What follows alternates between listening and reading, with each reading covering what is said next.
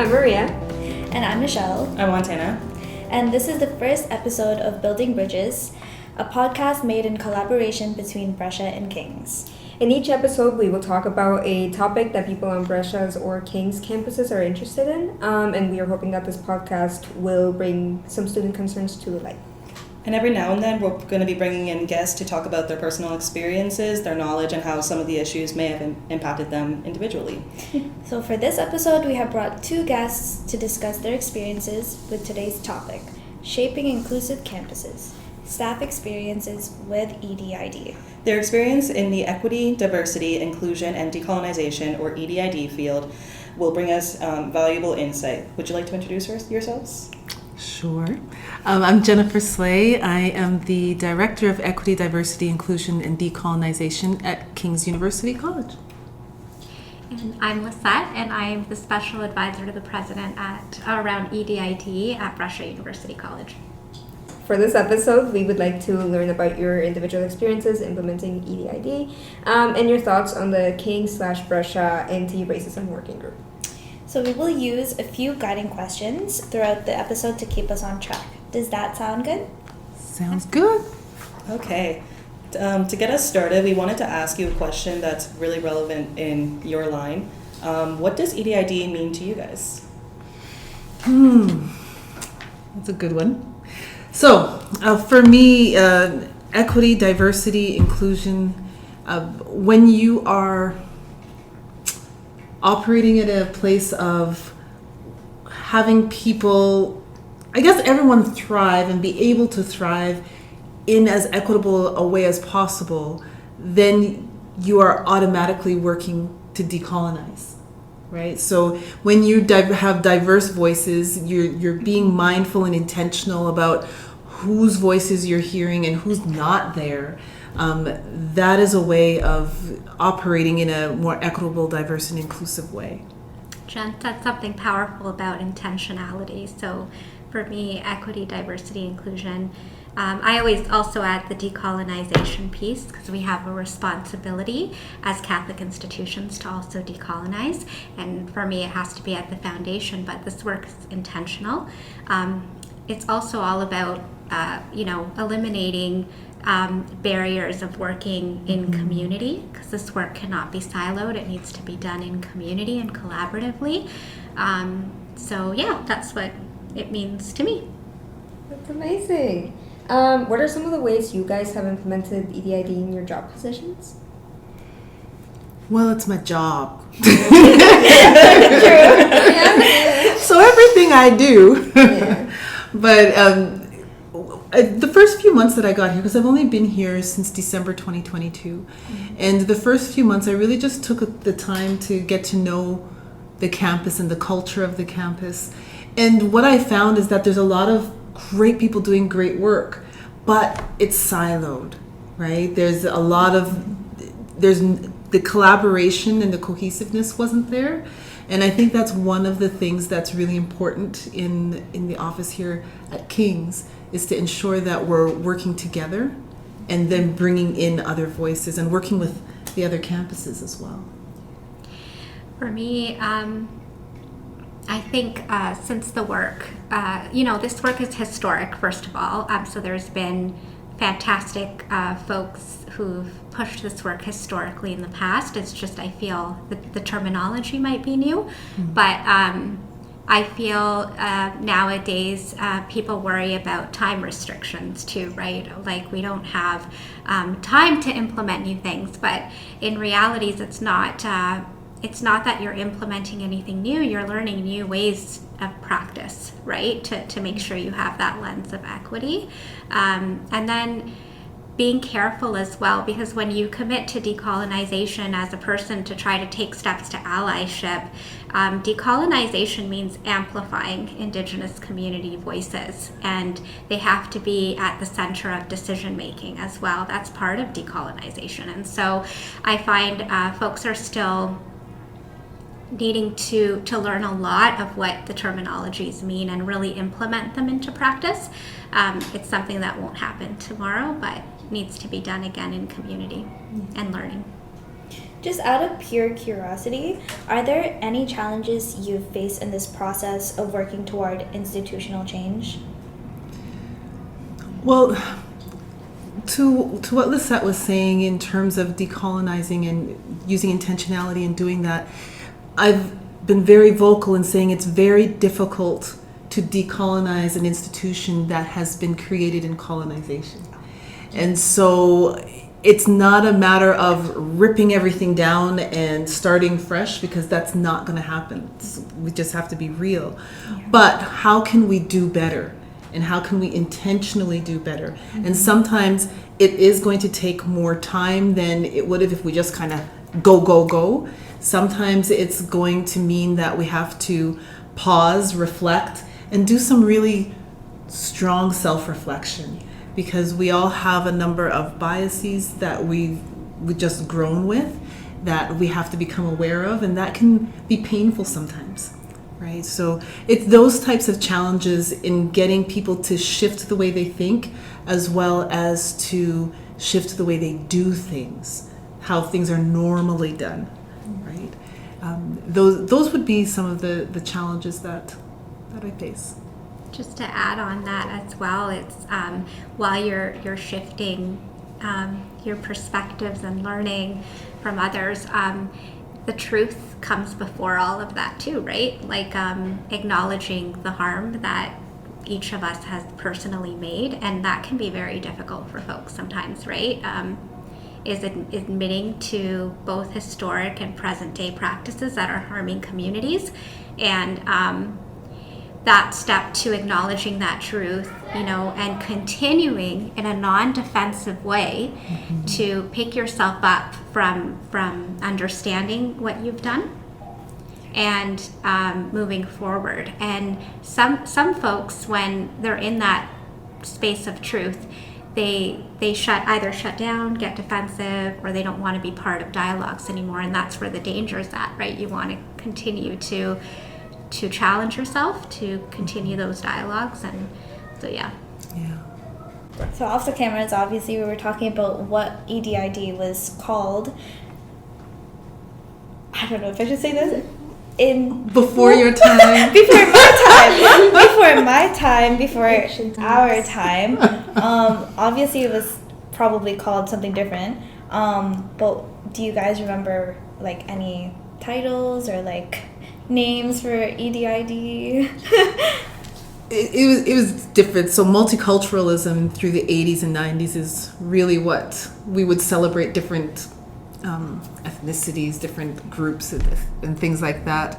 And then, what were you saying before? I think equality and social justice. Mm-hmm. Yeah. Because in my, when I was in elementary school, personally, I never heard about, multiculturalism or anything like that. I would only experience multiculturalism when I was at home with my parents. They would be watching TV, they'd be watching lots of Filipino stuff, and I'm just like, wow, none of my friends in elementary school look like that. Or oh wow, my teachers, I'm just gonna say this, none of them were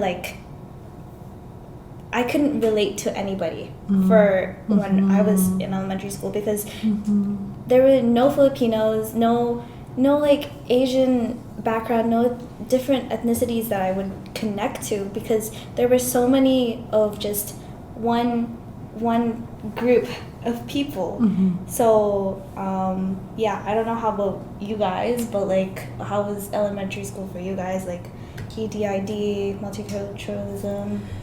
Well, for me personally, I went to 3 elementary schools. I transferred twice, and my second elementary school I was at the longest, and it was a very white school, also in a semi-poor neighborhood, and there were almost no teachers of color. I've only ever had one, and that was in my 5th grade year, and that was my music teacher. But all of my other teachers were white, and like you said, I couldn't relate to them. Most of the other kids at my school were white. I was the only black kid in that entire school. It was me, 1 black kid, 2 or 3 Asian kids, And I think that was it. Like, there wasn't really anyone else. So literally, like, it was just like me and like the Asian kids together until we then grew apart because we're different people. And then by that point, I was alone with no black friends, no black teachers, no biracial teachers or biracial friends to relate to. So then I was just sitting there like, wow, like you said, no one can relate to me and I can't relate to them. Great. And then I just kind of die on the inside a little bit further. Yeah, for sure. When I moved to Canada, it was when I was 13 years old, so it was that very like important moment in anybody's life where it's like you start developing friendships and relationships and realizing things about the world. But when I came here, I realized that a lot of the Latin representation that I was being handed was not very positive, and it was all of these stereotypes that in our own culture we learn to accept and internalize instead of facing it, because it's seen as a compliment for North Americans to see us at all. So any type of representation will do. And I didn't have any other Latin friends to relate to or anything, and people would like ask me things about, oh, how do you say this in Spanish? How do you say that in Spanish? Like, do you guys have electricity in your country? Do you guys have cars? Do you guys have water? And it was just all this stuff that's like I had never really questioned, because some things, although they are stereotypes, some things happen to be true. And it's that thing where it's like, are you asking me out of honesty and that you want to know, or are you asking me because you want to make fun of me for it? So I never had anybody to relate to. Only recently I've made friends that also speak Spanish, even though we're not from the same country. But any semblance of being able to relate to each other is something that we hold on really tightly to. But thankfully, in my university years so far, I've had a lot of teachers of multiple races, and it's been so fun to actually listen to their perspectives and like what they have to say about certain topics, and them teach from a different lens from what I was taught in elementary school. So, you know, we've had very mixed experiences, but we have that common ground where it's like, you know. Can I also mention just like one other thing? My third elementary school, for any Londoners or locals who are listening to this, it was Eagle Heights. Eagle Heights is in the West End, and it has a lot of immigrant students, and a lot of students who are just from a lot of different other countries who speak a bunch of different other languages. In particular, that school, it's like almost half white and Arab / Middle Eastern. So in that sense, and that plus there was a good sprinkle of like other Asians and other black students. So in that sense, like just walking by the hallway, it was nice just to see someone who looked like me. Same with Beale. I went to HB Beale for high school, and same thing, just seeing someone who looked like me, even if I didn't talk to them, even if I didn't know their name, just seeing them walk by, I'm like, great, I'm not the only one who looks tanned with curly hair here. This is awesome. Like, I'm not the only one. But with that, I will say Eagle Heights, they mostly only had white teachers. So even though the population was really diverse, the teachers that were represented were not diverse really at all. Again, most of them were white. But I feel like now though, like a lot of schools and like universities are starting to grow out of like just having one race as a professor, and I'm really proud that we can like say that Western King's Brescia is doing like what they can to hire or like get people of color, people of like different cultures to be professors for students like us. So another thing we wanted to talk about was the anti-racism working group. I will read it off the King's website, what it is for those who haven't heard about it.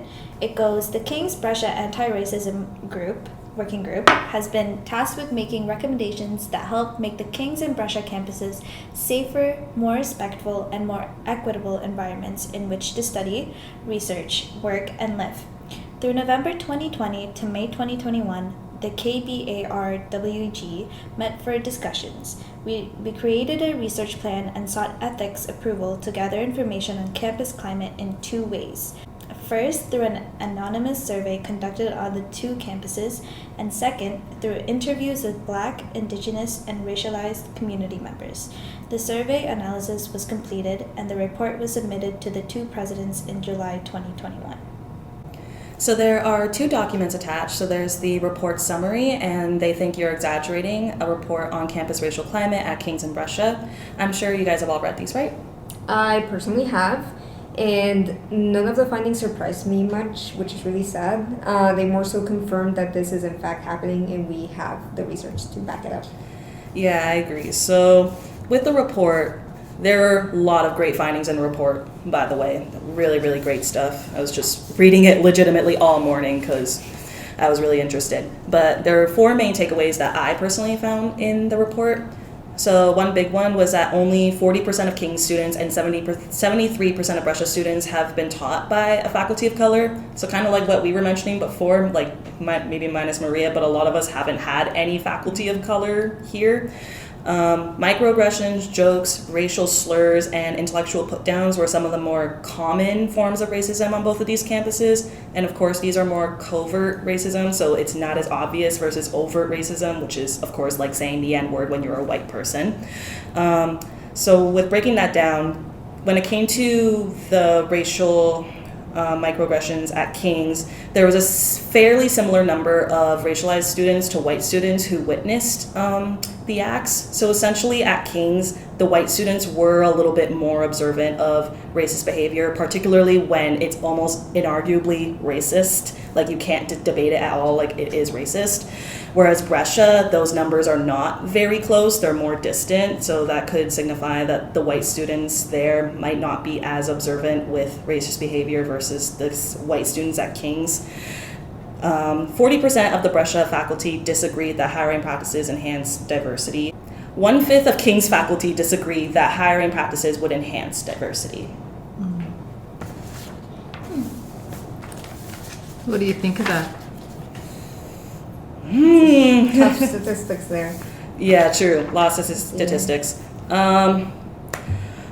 Well, okay. Firstly, I was just reading the whole thing. I'm like, this is just making me sad. Just both sides making me sad and just makes me want to cry on the inside and like almost on the outside, legit. But Brescia particularly, like I was reading King's, I'm like, okay, that's bad. I look at Brescia, I'm like, oh God, this is worse than I thought. Like, especially particularly with the racialized students and the white students with the microaggressions and the numbers being so different with low white students, high racialized students. It just shows that like there's a gap, that there is racism, but not a lot of people are recognizing it and or reporting it. Mm-hmm. So there is probably more out there, but it's either not being reported or like just brushed off a lot of the time. The important thing with gathering these information is to build that awareness, right? And so that's the beauty that comes out of these reports is, okay, now we know, so now what are we going to do about it? And what you're doing here with this podcast is exactly something to help bring the awareness to the Kings and Brescia community and then challenge everyone. Now, what's your next step going to be? How can we make things better? What does equity mean to you? What does inclusion mean? What does diversity mean? What does decolonization mean? And have people really sit back and think and reflect on that and start living that out. Because as much as we're an institution and there's certain ways of doing things, it's individuals that make up the institution. And if those individuals are all thinking and shifting the way they're doing things and thinking, then the institution automatically has to shift as well. Right? Yeah. And in addition to that, like once you know the data and facts, you can only move up from there, right? In terms of solutions. And I always think about what Honorable Murray Sinclair quoted or said or stated. I quote this all the time. Education got us into this mess, and education will get us out, right? So the more you know, the more you can move forward. But I think as well, I know for the fantastic colleagues who dove into this research, the dangers of continuous research and it's beautiful as well because we're a university, right? Mm-hmm. So in university, you're taught to critically think, ask questions, and research. Mm-hmm. But the dangers are when institutions start to pile up reports historically, and then there's no solution for it, right? Mm-hmm. So Jen mentioned some great positive things that our institutions are doing, and I think, I know over at Brescia, we made it part of our strat plan. And when it's part of your strat plan, you're held accountable, right? So your institutions we have to be held accountable with what our responsibilities are, and keep moving forward, right? So, yeah. So I know, Montana, you mentioned that some of the data or all of the data that came out from the report made you sad for both the Kings and Brescia side. So one thing to remember is I know the working group, Kings Brescia Anti-Racism Working Group specifically, we went into this research not questioning, does racism exist? We went into it saying it does exist. So that's like the critical race theory approach, right? We know it exists and we need to find out where and what it looks like at both of our campuses. So again, it's about, not understanding that none of our institutions are immune to it, and finding out how it's reflected and impacts our community, both at the student, staff, and faculty level, right? Of course, yeah. Thank you for that point. So with you guys making the report, and you guys have some recommendations on the report, what initiatives have progressed or have been made since the report has been published? Well, since the report's been published, my position was created, and I'm here. So that's one of the things. And since my arrival here, and I'm going to pause in a minute, because Lissette was part of that group and did amazing work, and probably would have more information to share. But since my arrival, I've taken a look at that report, and that report has really guided the work that I do in the office of EDID at King's. And we looked at each of the recommendations, figured out, okay, what are some things that we can do, presented that to the co-chairs of the ARWG, and the work that you'll see during the academic year 2023-2024 is the work that came out of that report. Yeah. Awesome. Okay. And then what about you, Lissette? Yeah, so over at Brescia, again, Brescia and Kings and Huron and Western, what has been done since that report was launched is we really started breaking down barriers and working in community. So I feel there's a huge craving for further learning and education, both whether you're working on your own internal biases or racism that we all uphold in these systems. There's a lot of that truth, and then moving forward in community and reconciliation, right? So I feel, aside from departments being built, implementing strategic planning, like I mentioned, putting further working groups within our own universities to start the work process, because we can't work in silos. Amplifying community has been a large part of our projects, bringing the outside community in.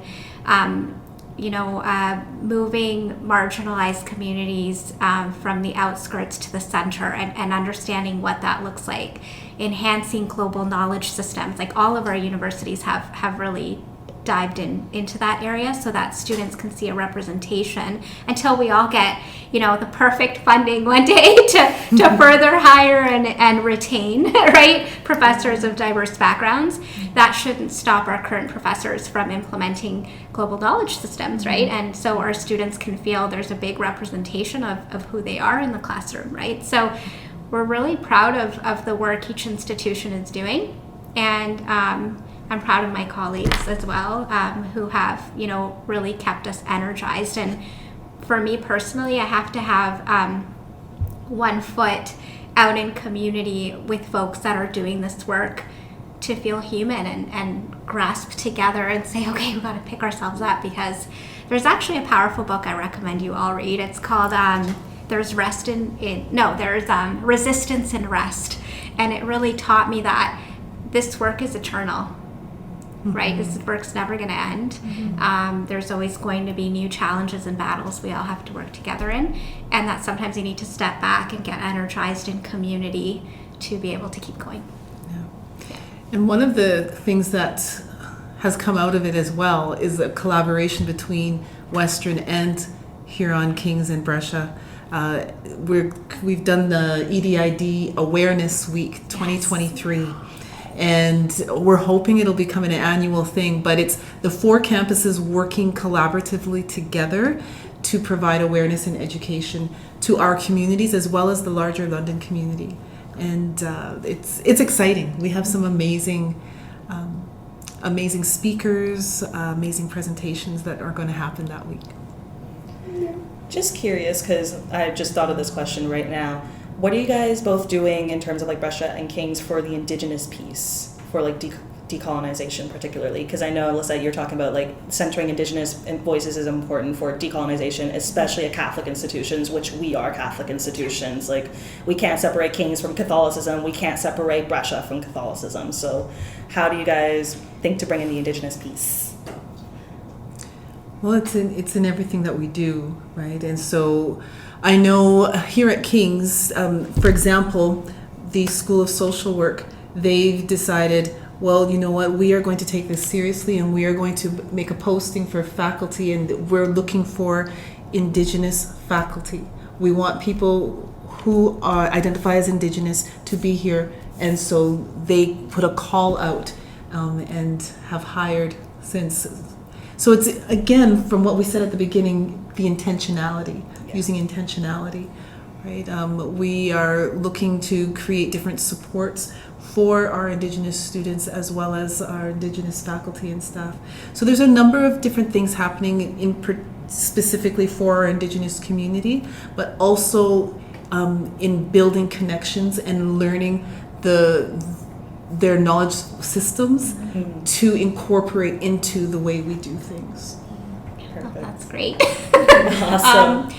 For Brescia. Okay, so I feel for me, decolonization, I feel it's a word that's being thrown around a lot, and folks are still needing to learn, including myself, of what it means in practice. And so at Brescia, because we're trying to hold the institution accountable as a Catholic institution, we're looking at our ways of practicing first. So first area I want to talk about, for example, we have hiring committees just like every single institution. So what does it mean to decolonize our hiring committees? Like, do professors have to hold a PhD, for example, or can they be folks that have life experience and that they can provide that knowledge? And so when we're amplifying Indigenous communities and their voices, aside from the hiring piece, and we want to also support them and not,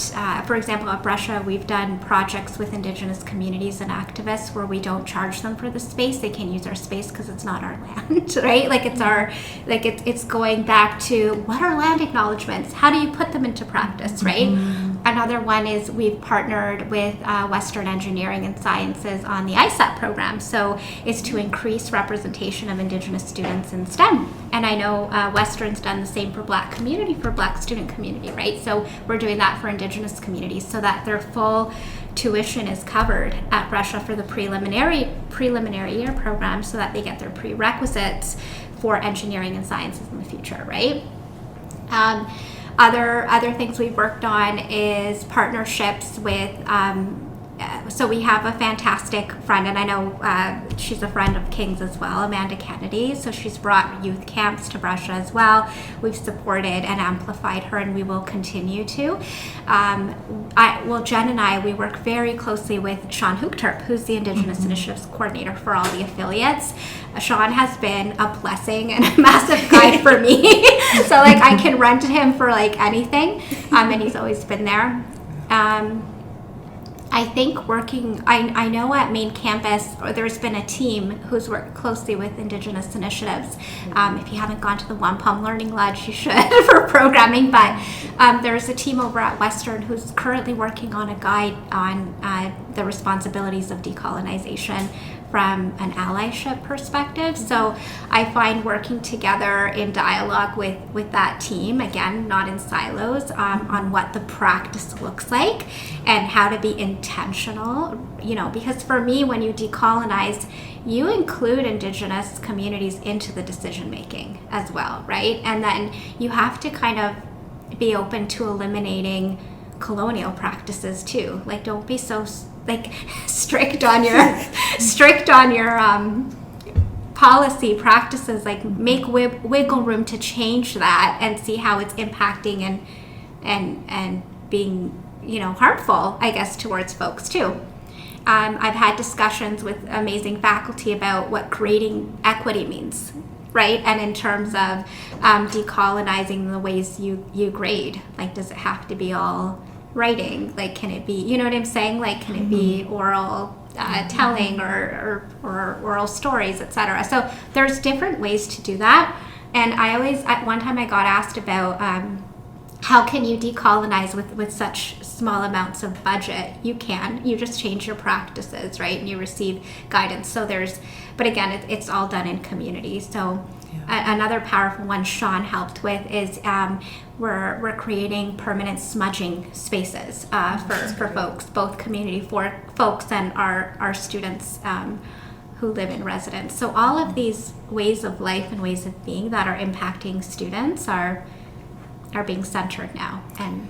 And it's important also to understand that this isn't just the responsibility of the Office of EDID at either Brescia or at King's, right? This is something that has to be embedded into the fabric of the institution. So as much as we might be taking the lead, we definitely are not the only ones responsible to do the work. It's the responsibility of every student, every faculty, every staff to embed these different practices and different ways of knowing and being into how we operate. Yeah. That is awesome. I just think that's like one of the best ways of implementing a land statement. Like, yes, use our land because this is not our land, it's yours. Yeah, So. well, and the other important thing you reminded me of, Jen, I know the King's Library and Brescia Library, they're currently working on amplifying what's happening with missing, murdered Indigenous women, girls, and Two-Spirit, and folks with the, it's called a micro project with the library. I don't know, I can't remember right now the exact name, but it's basically purchasing special fabric that will have a storytelling of and raising awareness of missing, murdered Indigenous. So I'm pretty sure all of the Western libraries have been included in that project. So that's an exciting event to Awesome. Okay, that's look super cool forward to to. hear. Yeah. All right, it's awesome to hear all of this and to know that I think we're in the middle of an institutional change because of people like you putting in the work to amplify the voices of everybody who needs it. Yeah. That's it. Great. Thank you guys so much for being on the podcast today. Thank you so much. Thanks for sharing having today. us. I learned some new things today. Yeah, for sure. I'm so excited to go share them with everybody who hear me. I'm excited for this first episode to go up. Me too.